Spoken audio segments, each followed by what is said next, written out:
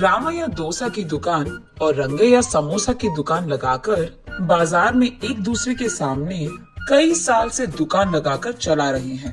अब इन दोनों की एक दूसरे के साथ बिल्कुल नहीं जमती। रंगैया को हमेशा जलन होती थी कि रामैया उससे ज्यादा कमा रहा है। और इतना ही नहीं, हमेशा कोई ना कोई बात पे रामैया से लड़ते रहता है रंगैया। ऐसे उन दोनों के बीच में बहुत ज्यादा नफरत था।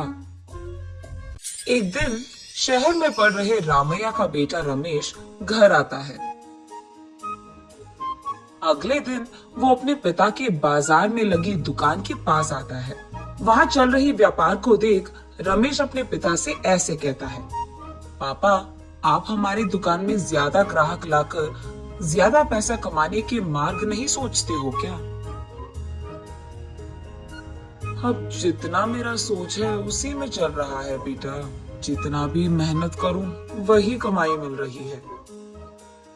पापा, मेहनत से नहीं, चालाकी से कमाए जाते हैं पैसे। शहर में इसी डोसा को दुगने दाम में बेचते हैं, पता है आपको? अब शहर के दाम में यहाँ कैसे बेचेंगे बेटा? अगर दाम बढ़ा भी देना तो कोई भी खाने नहीं आएगा। पापा, मैं ये नहीं कह रहा हूँ कि शहर के दामों में यहाँ बेचे, बल्कि ये कह रहा हूँ कि ऐसा कुछ करे कि शहर का लाभ हमें यहाँ मिले। तुम्हारा इरादा मुझे समझ में नहीं आ रहा बेटा, थोड़ा समझा दो। आपको समझाना नहीं, करके दिखाऊंगा, ऐसे कहता है रमेश। रामैया देखते ही रहता है कि रमेश कह क्या रहा है। और इतने में रमेश उनके दुकान के बाहर एक बोर्ड डालता है। उस पे लिखता है कि हमारे दुकान में जो भी ये स्पेशल डोसा खाएगा उसको 10 साधारण डोसा फ्री में मिलेंगे, और जो भी डोसा आप खाओगे उसके भी पैसे नहीं देने पड़ेंगे। पर अगर स्पेशल डोसा खा नहीं पाए तो 10 डोसा का पैसे देना होगा, ऐसे लिख देता है। बोर्ड पे जो लिखा उसने वही बाजार में जोर से चिल्लाकर सबको सुनाता है। ये सुनकर बहुत लोग खुशी के मारे उनके दुकान पहुंच जाते हैं स्पेशल डोसा खाने। स्पेशल डोसा खाने के लिए मैं तैयार हूँ। नहीं नहीं, मैं तैयार हूँ, ऐसे सभी आपस में बहस करते हैं। तब रमेश उनके दुकान के बगल में एक बड़ा सा टेबल और चेयर लगाकर जो भी इस प्रतियोगिता में शामिल होना चाहते हैं उनको एक के बाद एक इस कुर्सी पे बैठना होगा, ऐसे कहता है।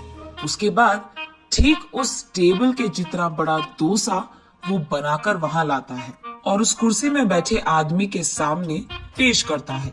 वहां मौजूद सारे लोग यही सोचते रहते हैं कि वो आदमी उस डोसा को खा पाएगा कि नहीं। आधा डोसा खाकर वो आदमी मुझसे अब नहीं होगा, ऐसे कहकर हार मानकर वो 10 डोसा के पैसे देकर वहां से चले जाता है। ऐसे ही एक के बाद एक स्पेशल डोसा खाने की कोशिश करके हार मानकर वहां से पैसे देकर चले जाते हैं। ये सब ठीक सामने से देख रहा रंगैया अपने आप में सोचने लगता है कि एक स्पेशल डोसा बनाने के लिए कितने पैसे लगते हैं। उसे पता था कि एक स्पेशल डोसा बनाने के लिए 3 डोसा लगते हैं, लेकिन बाकी 7 डोसा के पैसे तो लाभ में आ गए। तब उसे समझ आता है और कहता है, बाप रे, ये 3 डोसा बनाकर 7 डोसा का लाभ ले रहा है। बस रंगैया को जलन होती है। कुछ भी करके मुझे भी ऐसे ही पैसे कमाने होंगे, पर क्या करूंगा? ऐसे सोच सोच कर, हाँ, मैं भी उसकी तरह समोसा का कोई प्रतियोगिता लगा दूंगा। ऐसे सोचकर अगले दिन रंगैया उसके समोसा के दुकान के बाहर ये लिखता है कि जो भी आदमी 20 समोसा खा पाएगा उसको 10 और मुफ्त में मिल जाएंगे।